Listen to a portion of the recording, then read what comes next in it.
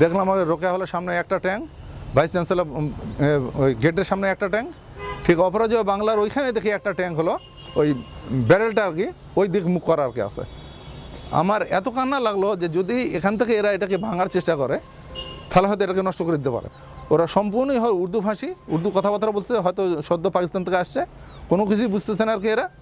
হ্যাঁ, এবং হলো জাতা ভাষায় তারা গালাগালি করতেছে। এখন আরবি বলছে এটা শেখ সাহেবের হলো পরিবার, শেখ কামাল, শেখ হাসিনা, শেখ রেহানা, এরকম হলো আবল তাবল কথাবার্তা ওখানে বলছে।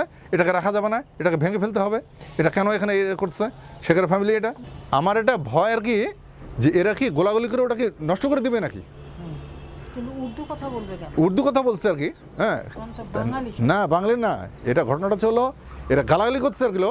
যতদূর সম্ভব আমি একজন হলো সিপাহী কাছ থেকে হলো ওই আমি লুঙ্গি পড়া, আমি আসছি আর কিলো লুঙ্গি পড়া এমনি আর কিলো ওই বেড়াবার জন্য আর কিলো সাধারণ ইয়ে হিসাবে, কিন্তু হলো ওই গালাগালি করতেছে হলো তাদের উর্দু ভাষায় আর কিলো ব্যবহার করছে।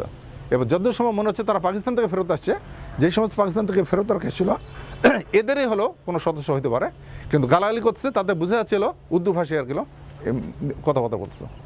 কিন্তু এটা স্বাধীনের পরে উর্দু কথা বলার এটা কোনো কথা না, কিন্তু এটা সবাই কিন্তু বাঙালি আমাদের।